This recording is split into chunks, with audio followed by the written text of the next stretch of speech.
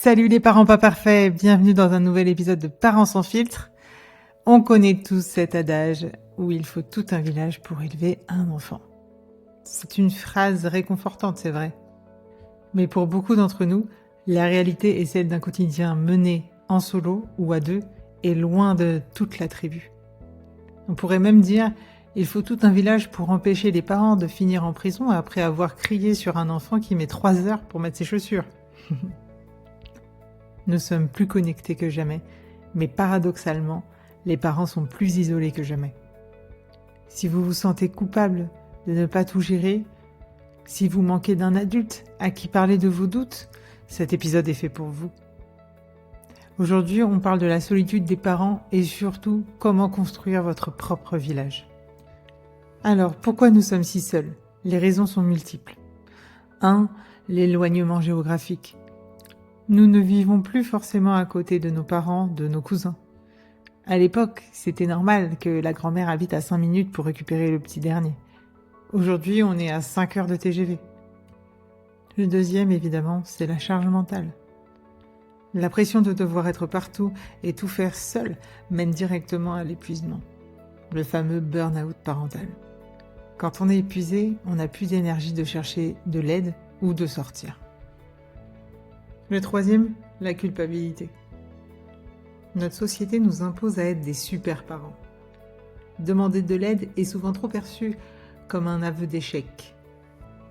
Beaucoup de parents souffrent en silence, par honte de leurs émotions ou de leurs difficultés.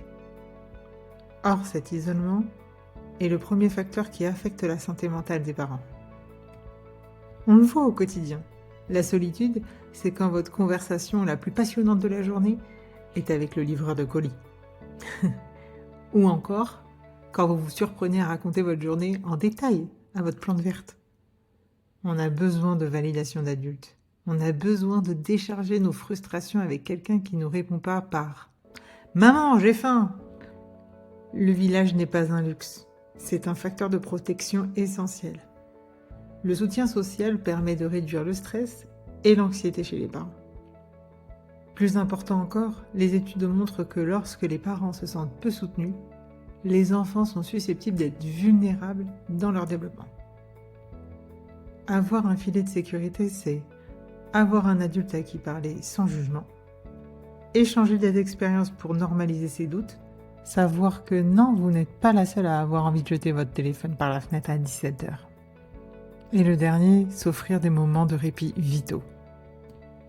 Et attention, le village n'est pas seulement les amis autour. Si vous êtes dans une grande phase de vulnérabilité, votre village doit absolument inclure des professionnels, un médecin, un psychologue, un coach.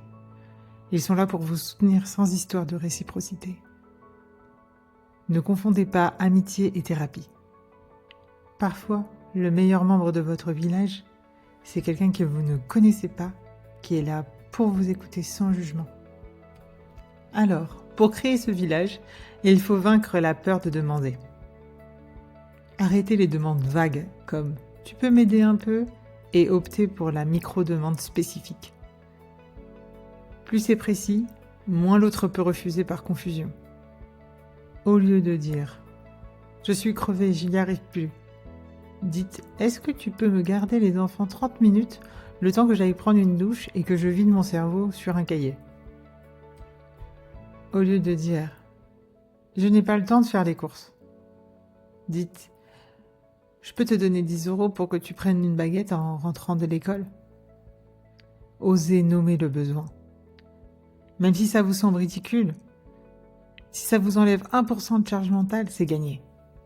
Souvent, les gens veulent aider, mais ne savent pas comment. Pour vaincre la culpabilité, rappelez-vous que quand quelqu'un vous rend un service, vous lui donnez l'opportunité d'être généreux. Ne dites pas « je te dois une fière chandelle », dites simplement « merci, ça m'aide énormément ». Le jour où il ou elle aura besoin de vous, pour un déménagement ou pour garder son chat, vous serez là. On appelle ça le troc émotionnel sain. Ensuite, votre village peut être construit autour de l'échange de services. C'est l'économie d'échange parental. Par exemple, le troc de garde. Organisez des rotations de babysitting avec d'autres parents de l'école ou du quartier. Un soir chez vous, un soir chez eux, c'est le meilleur deal. 4 heures de liberté contre 4 heures de surveillance, que vous auriez fait de toute façon. Autre exemple, le café parents ou le groupe WhatsApp. Cherchez les structures locales comme les lieux d'accueil enfants-parents ou les cafés parents. Ces lieux offrent un espace d'échange anonyme et sans jugement. Ou pourquoi pas créer un groupe WhatsApp de parents de la même classe pour partager les infos vitales. On a aussi le groupe d'experts. N'hésitez pas à solliciter des professionnels. Une doula, un psychologue ou même votre pédiatre peuvent faire partie de votre village pour vous donner un avis éclairé.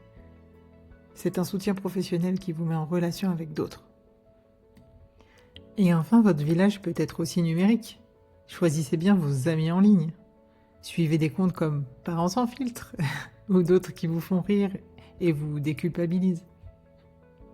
Les réseaux sociaux peuvent être un lien de soutien si vous filtrez évidemment le contenu toxique et les parents qui se mettent en scène pour faire les parfaits. Vous n'avez pas à tout faire tout seul. La force d'un parent réside dans sa capacité à se savoir bien entouré.